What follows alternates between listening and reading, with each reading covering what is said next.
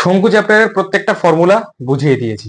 যদি কেউ না বুঝে থাকো এর আগের ভিডিওটা দেখতে পারো, আর যে সেই ভিডিওটা দেখে এসছো সে এবার অঙ্ক শুরু করো।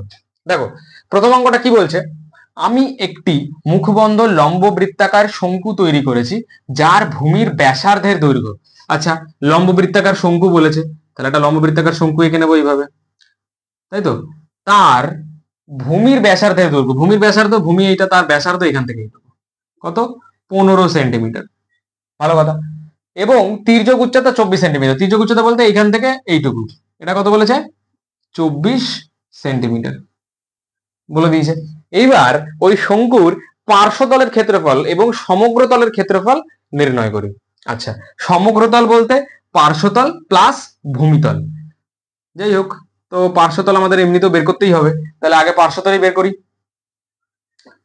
তো আমরা কি কি জানি, আমরা জানি আর মানে ভূমির ব্যাসার্ধ, ভূমির ব্যাসার্ধ কি দিয়ে প্রকাশ করি আমরা, স্মল আর দিয়ে, সেটা সমান সমান কত, 15 সেন্টিমিটার। এবং তির্যক উচ্চতা, সেটাকে কি দিয়ে প্রকাশ করি, এল দিয়ে, স্মল এল, সেটা সমান সমান কত বলেছে, সেটা সমান সমান বলেছে 24 সেন্টিমিটার। এবার আমাদের প্রথমে বের করতে বলেছে পার্শ্বতলের ক্ষেত্রফল।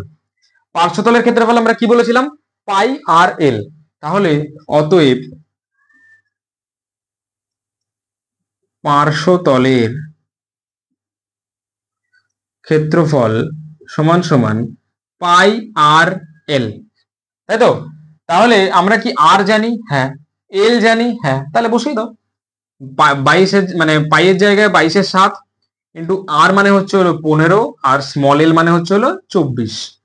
আচ্ছা, 15 দিয়ে তো কোনোটাই কাটাকুটি যায় না, তার মানে আমাদের কি করতে হবে, এখানে নর্মাল ভাগ আমাদের করতে হবে, গুণ ভাগ। তাহলে আমরা প্রথমে কি করব, 22 কে 15 দিয়ে গুণ করব। 5 দুগুণী 10, এর শূন্য হাতে 1, 5 দুগুণী 10 আর 1 11, আর 22 কে 22, 0 3 3 330, তাকে 24 দিয়ে গুণ করব।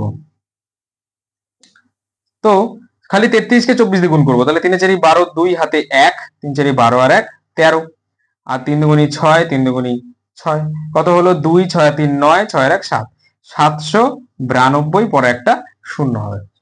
এটাকে কত দিয়ে ভাগ করব, 7 দিয়ে ভাগ করব। তাহলে 7 দিয়ে যদি ভাগ করি কত হবে, 7 কে 7, উপরে থেকে 9 নামলো, তাহলে 7 কে 7, 2 22, 3 7 21, 1 10, 7 কে 7, কত পড়ে রইলো, 3। তাহলে 3 যদি নিচে পড়ে থাকে তাহলে উপরে নিয়ে যাও 3, আর নিচে 7 নিয়ে আসো। তাহলে 1131 পূর্ণ 3/7, এটা কি বেরোলো, 1131 পূর্ণ 3/7 কি বেরোলো, পার্শ্বতলের ক্ষেত্রফল। তাহলে ক্ষেত্রফল যেহেতু বেরিয়েছে, একক আমাদের সেন্টিমিটার বলে দিয়েছে, তাহলে কি করব, সেন্টিমিটার স্কোয়ার। যখনই ক্ষেত্রফল বের করবে এককের মাথায় একটা স্কোয়ার বসিয়ে দেবে, যে এককে বলে দেওয়া থাক না কেন, হয়ে গেল। তাহলে পার্শ্বতলের ক্ষেত্রফল আমরা পেয়ে গেলাম। এবার আমাদের বের করতে হবে সমগ্র তলের ক্ষেত্রফল। এবার আমাদের বের করতে হবে সমগ্র তলের ক্ষেত্রফল। তাহলে সমগ্র তলের ক্ষেত্রফল মানে তো পার্শ্বতল যোগ ভূমিতল। তাহলে পার্শ্বতল তো পেয়ে গেছি, খালি আমাদের বের করতে হবে ভূমিতলের ক্ষেত্রফল। ভূমিতলের ক্ষেত্রফল কি লিখবো, ভূমিতলের ক্ষেত্রফল